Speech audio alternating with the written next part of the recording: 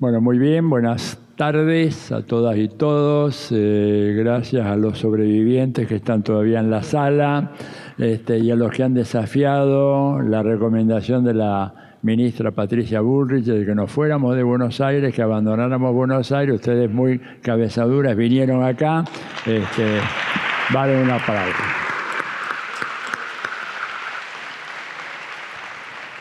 Bueno.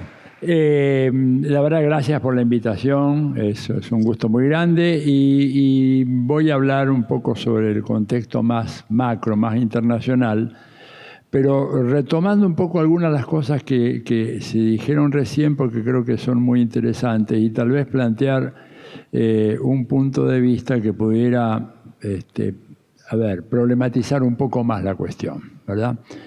Porque estamos todos preocupados por la salud. Sabemos que la salud en el capitalismo es una mercancía más, o sea que no nos hagamos la menor ilusión.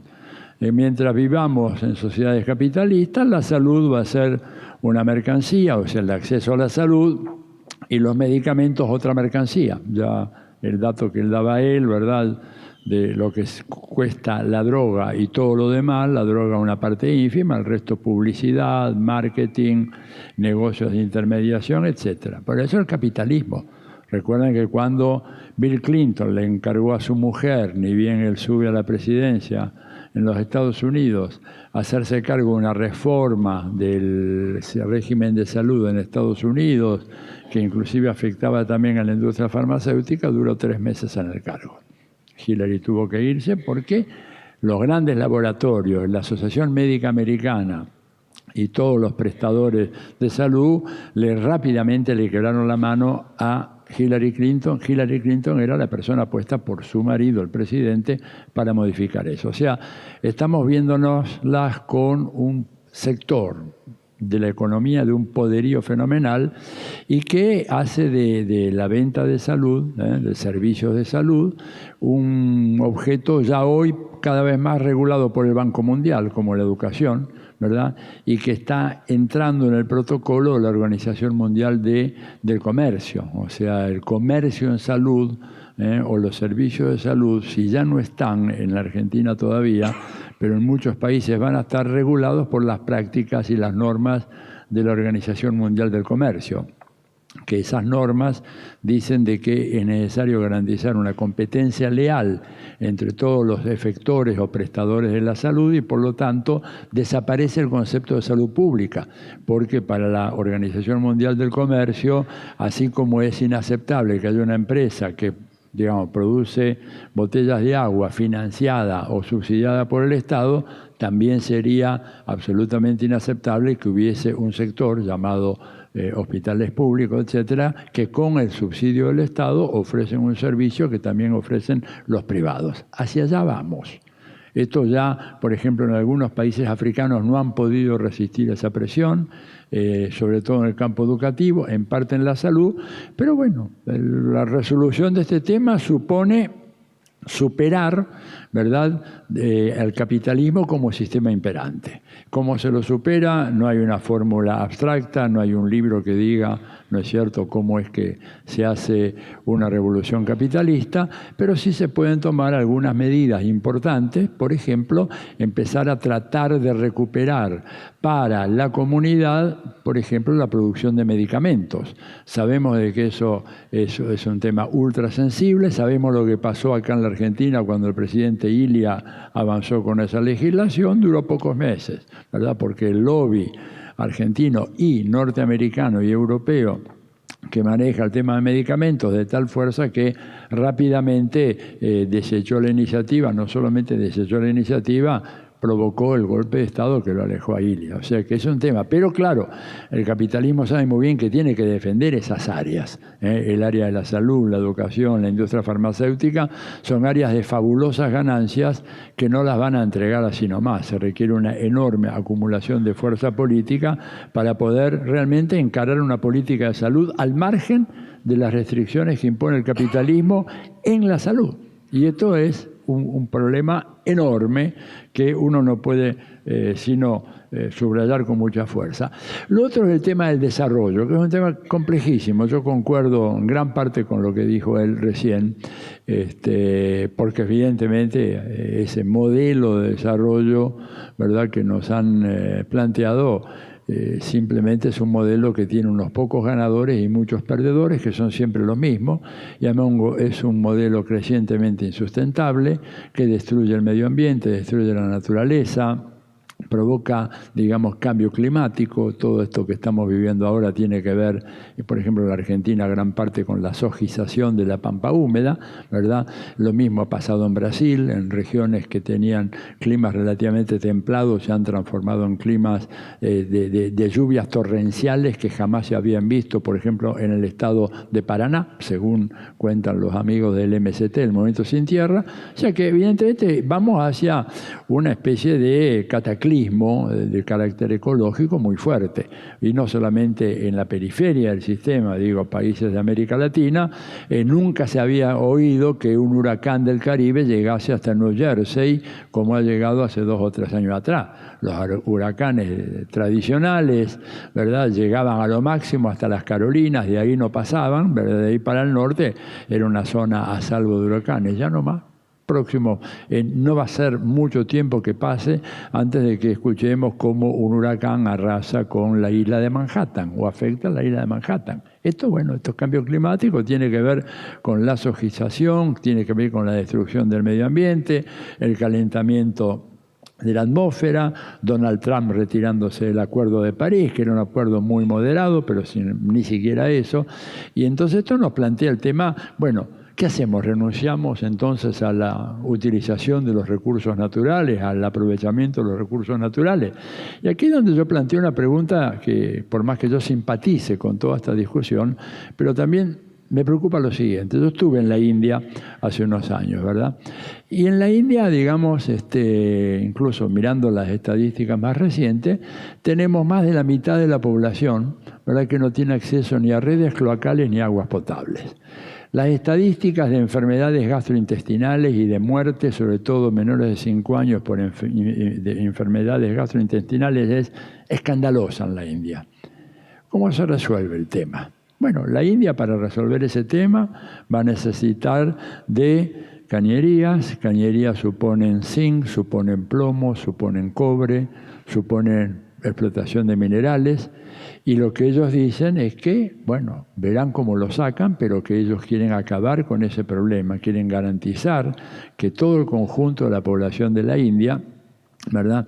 La India es el tercer país más poblado del planeta, el primero China, el segundo Facebook Land, ¿no es cierto? Es el segundo país más poblado, el tercero, un poquito más abajo, la India.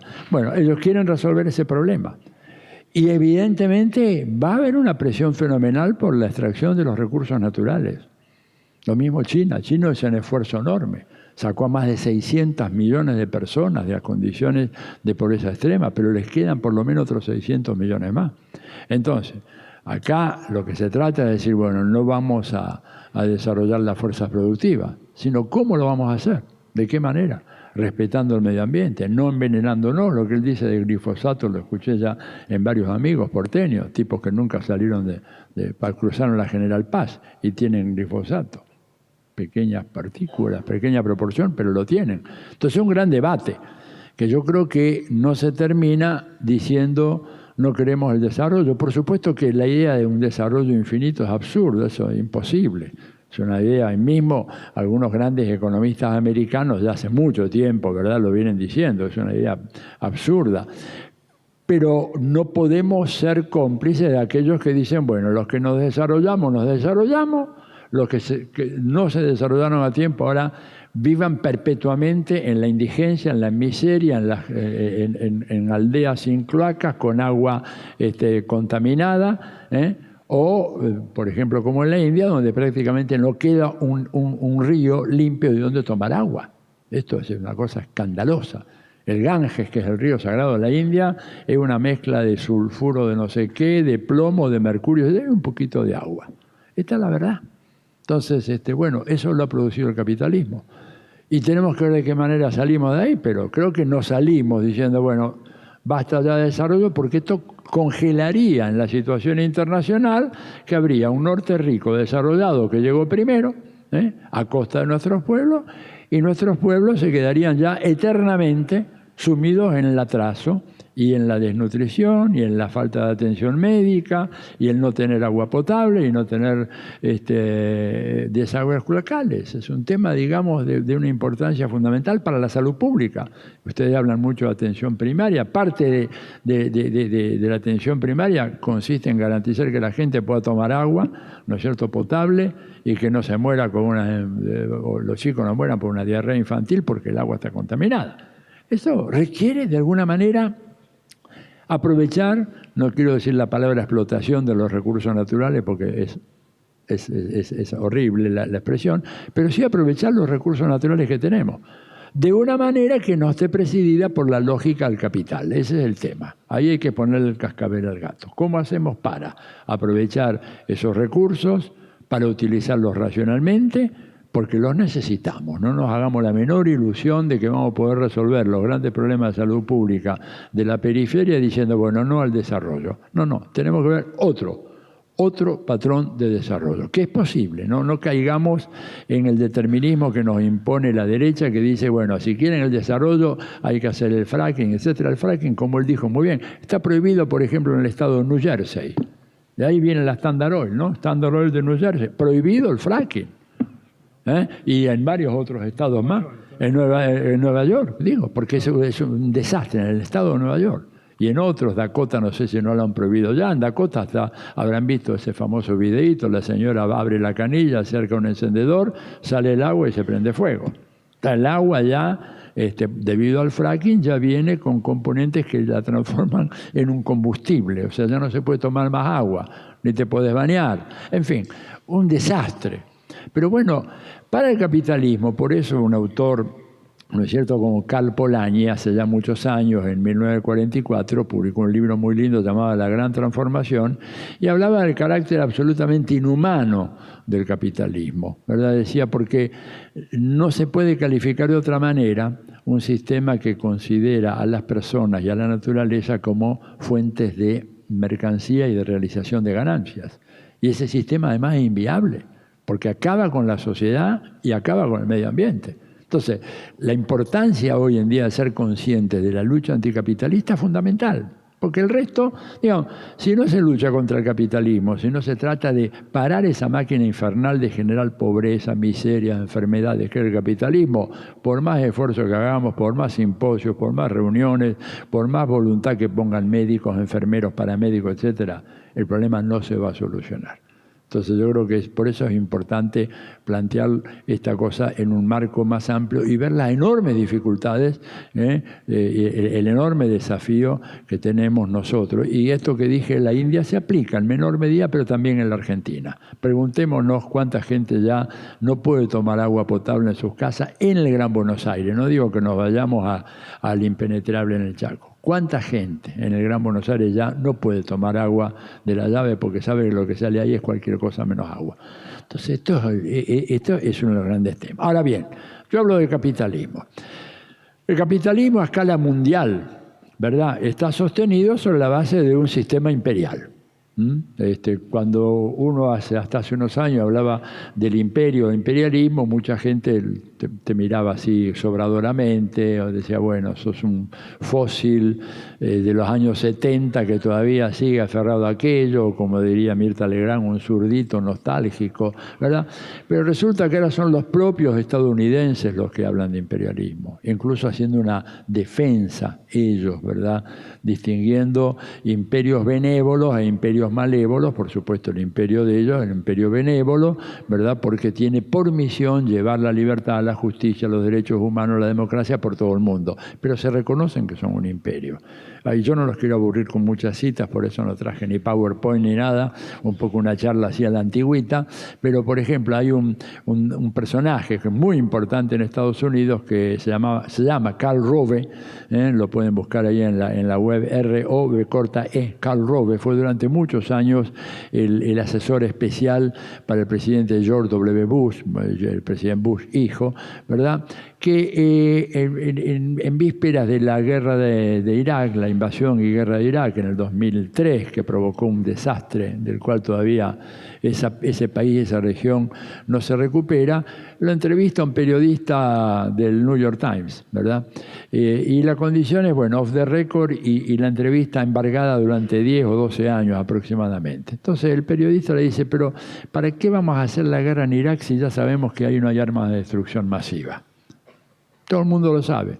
Los inspectores de las Naciones Unidas certificaron eso, científicos europeos de diversos lugares del mundo han dicho ahí no hay armas de destrucción masiva, etcétera, etcétera. Y Robe dijo, mire, nosotros somos un imperio y mientras ustedes hablan y dicen cosas, nosotros hacemos lo que nos conviene. Y lo que nos conviene en este momento es hacer la guerra en Irak, porque Irak tiene mucho petróleo y Estados Unidos necesita todo el petróleo que podamos acumular de aquí a que el petróleo se acabe. Como ustedes saben, el petróleo se va a acabar, no hay duda. Lo que él decía recién es muy cierto. Están yendo a perforar, a destruir la roca madre sobre la cual se asienta además la crosta superior de la Tierra. O sea, no es broma lo que están haciendo, provocando ya regiones que antes no tenían movimientos sísmicos, ahora tienen. Pequeño, grado 2, grado 3, pero lo tienen. Zonas que eran completamente asísmicas, ahora, debido al fracking, lo tienen.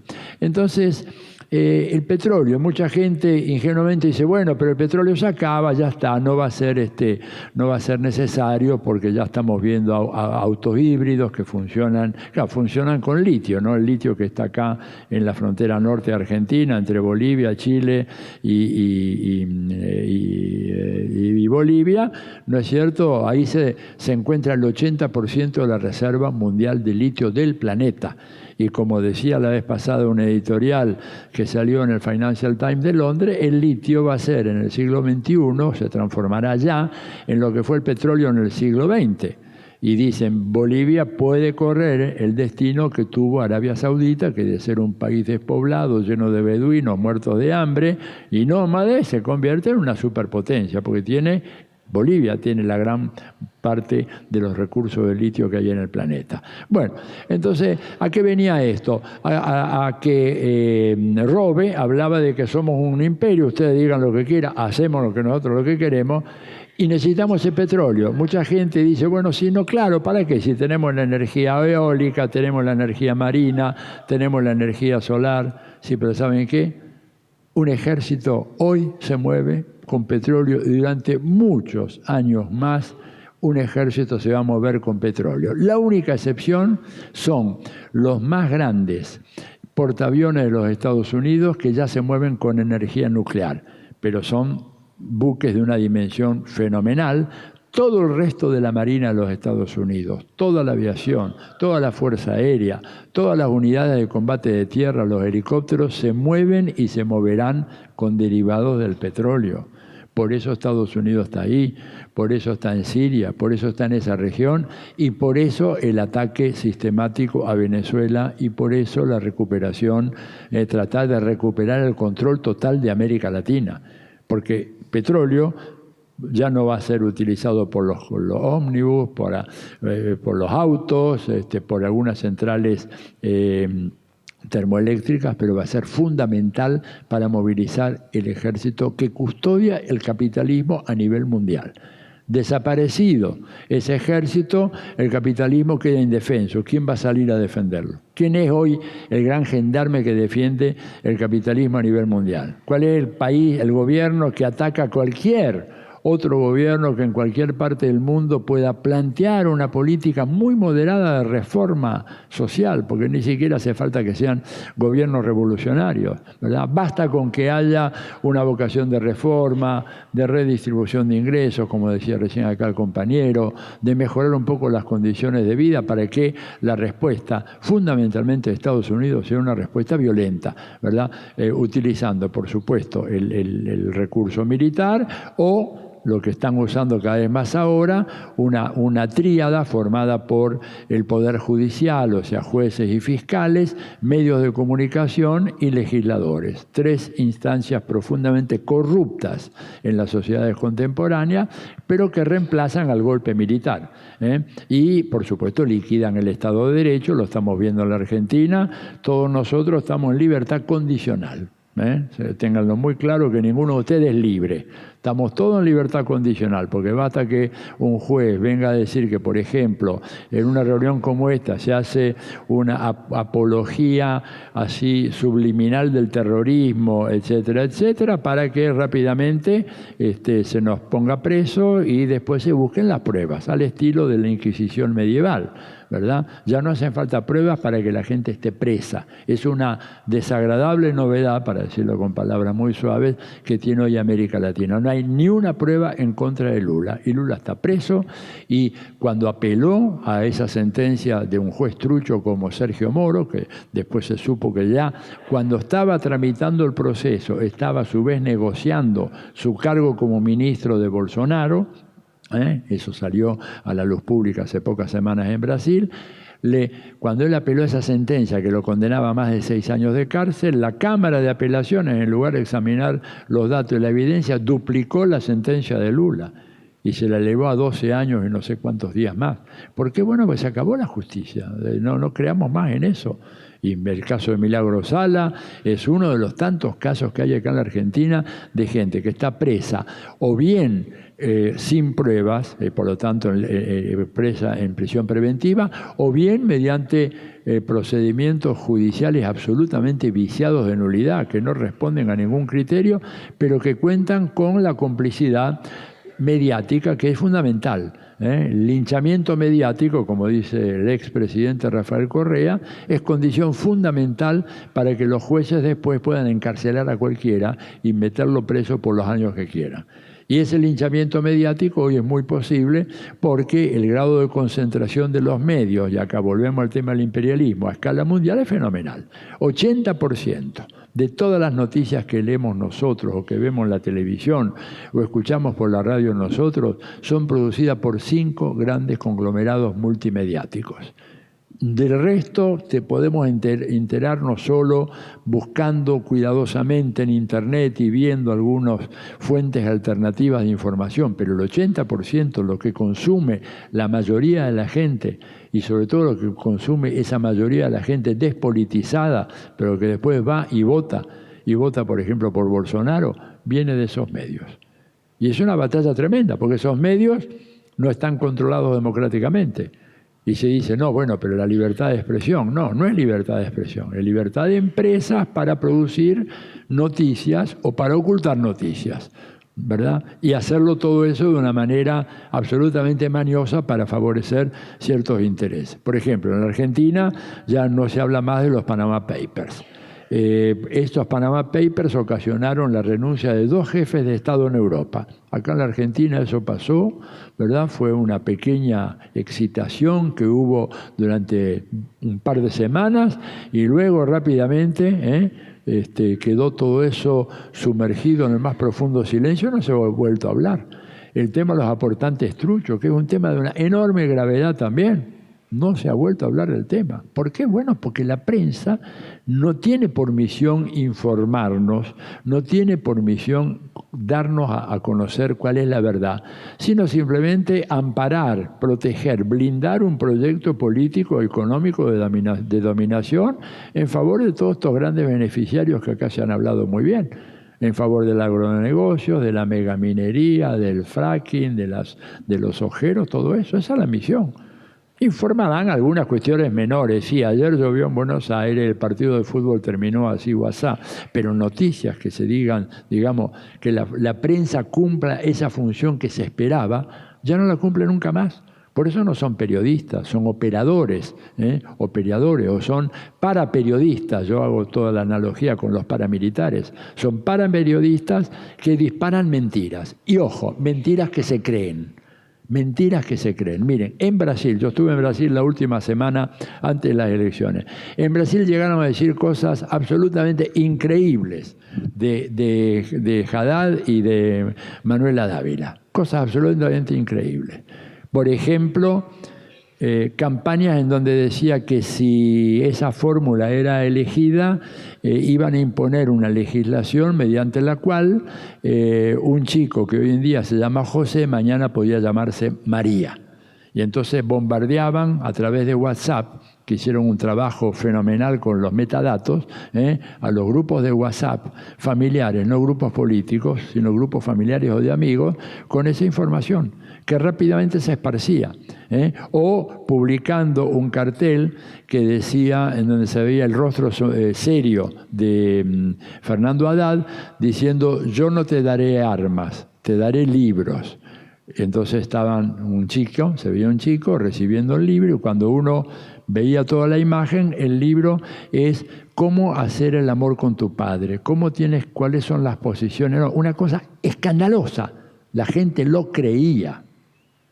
Hubo encuestas, ¿verdad?, que se hicieron en las favelas, en las barriadas, acerca si usted cree que un hombre como Haddad pudo. Sí, yo acredito que sí, te decían en Brasil.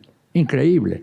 Bueno, en Estados Unidos, Trump en su campaña planteó de que recibió un apoyo telefónico que le habló el Papa Francisco diciéndole que estaba muy de acuerdo con él y que realmente le deseaba la mejor de las suertes, ¿verdad? Lo tuitea.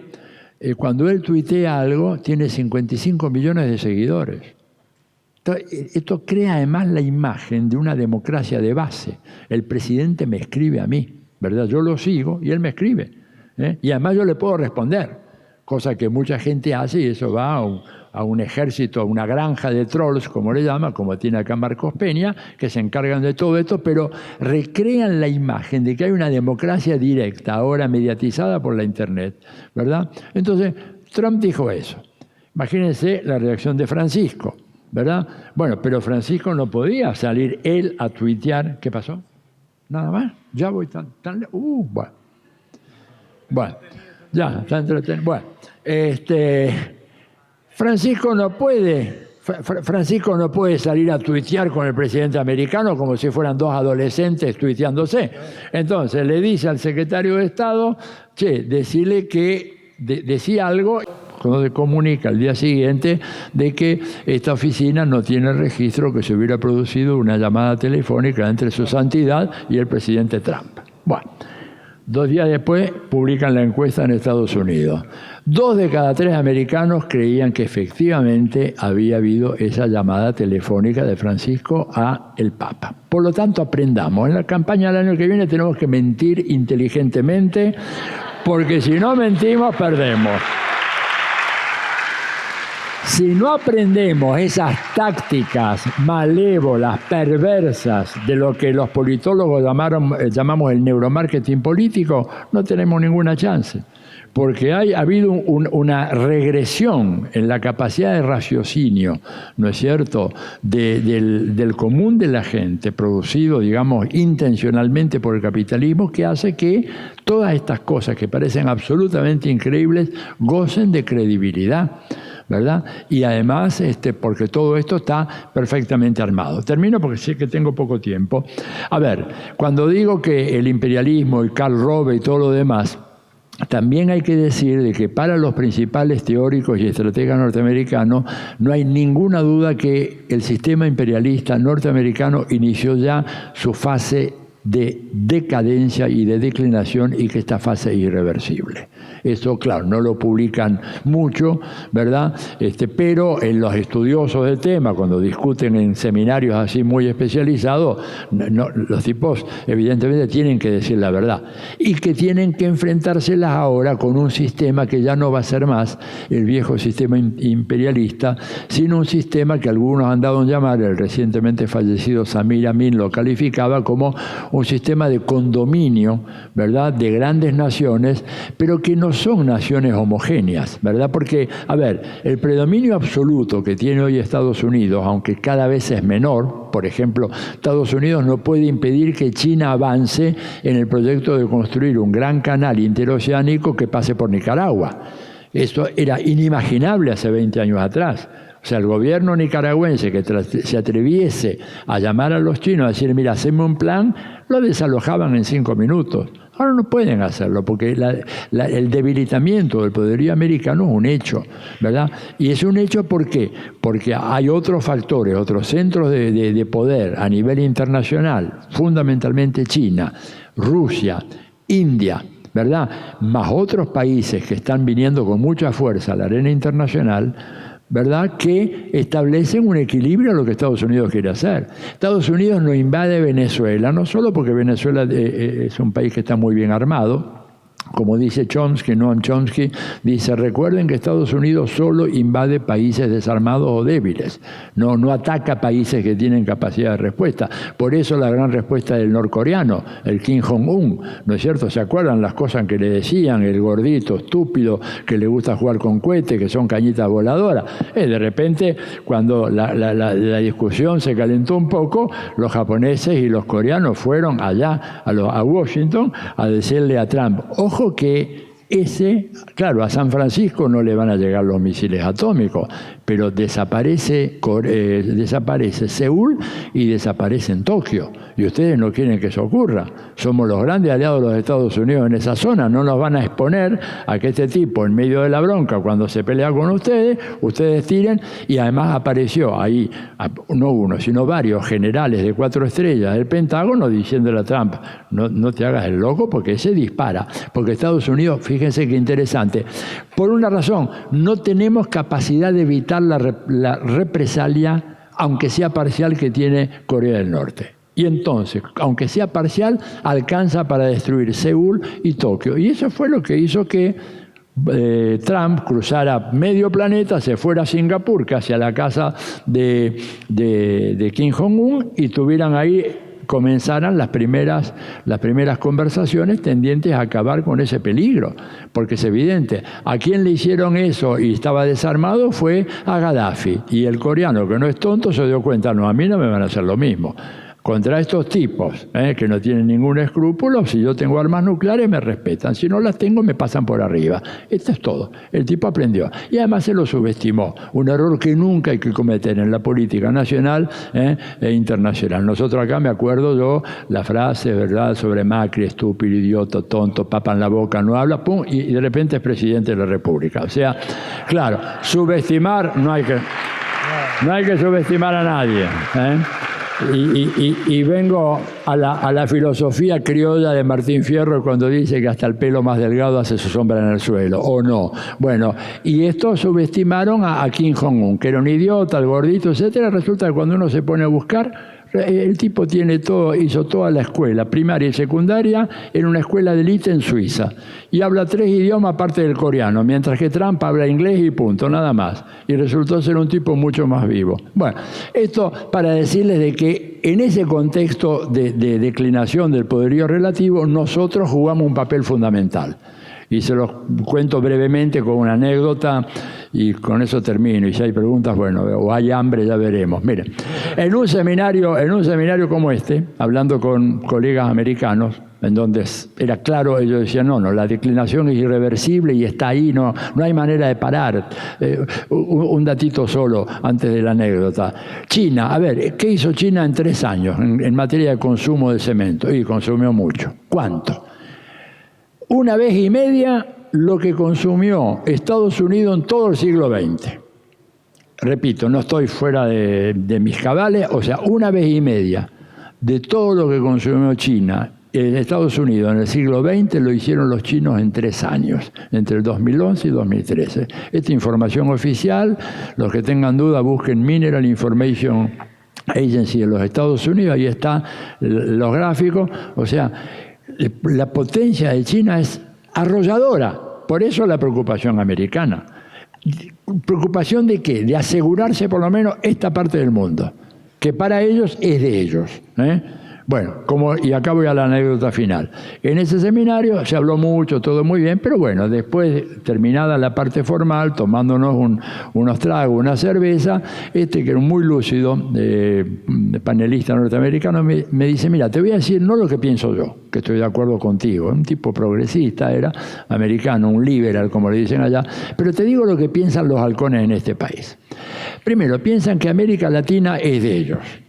América Latina, dice, es nuestra. Y por ahí te dicen, ustedes nos pertenecen. Algunos más así, maleducados, descorteses, en un seminario te pueden decir, basta de charla, ustedes son parte del hemisferio occidental, acá mandamos nosotros, doctrina Monroe, a otra cosa.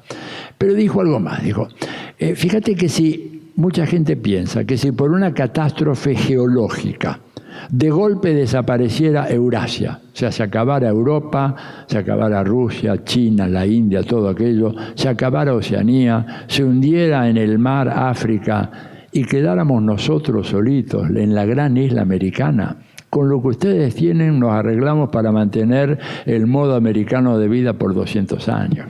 Entonces, ¿cómo vamos a renunciar a eso nosotros?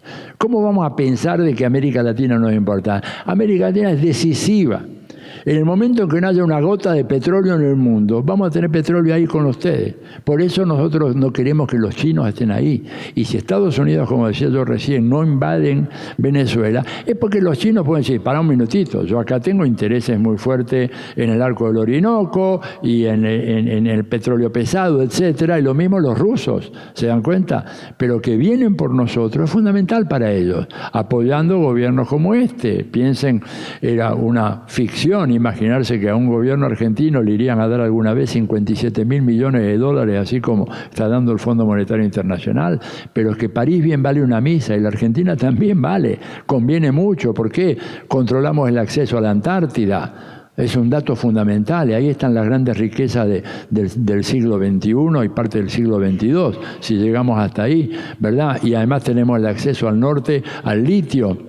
Entonces, apoyar a estos gobiernos, comprar a otros gobiernos, comprar a Lenín Moreno, un canalla vendido. Yo estuve en la campaña, las dos vueltas de Lenín Moreno, primera y segunda vuelta, dialogando permanentemente con él. Se deshacía en elogios de Rafael Correa, nos decía, hemos sido bendecidos por la maravilla de tener un presidente. Me decía así, Atilio, Eloy Alfaro y Rafael han sido las...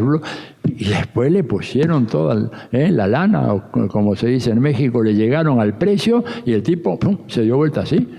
Y anuló todos los poderes constitucionales, acabó con la Corte Suprema. No se habla nada de eso en los medios. No hay Corte Suprema. Chao Lorenzetti, chao Rosenkrantz allá en Ecuador. No quedó ni uno. Puso así todo a disposición del Poder Ejecutivo. Pero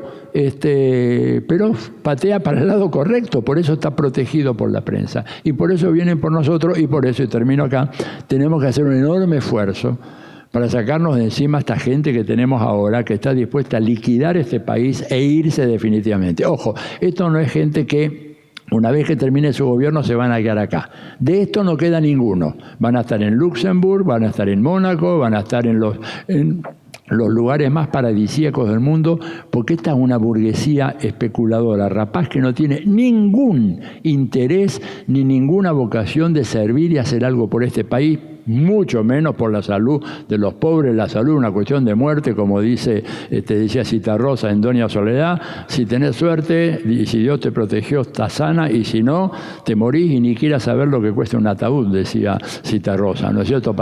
Este es el proyecto de esta gente, el saqueo sistemático de la Argentina. Por eso, por favor, hago de acá una exhortación a que presionemos a nuestros representantes políticos para lograr la unidad necesaria para acabar con toda esta pesadilla que tenemos ahora.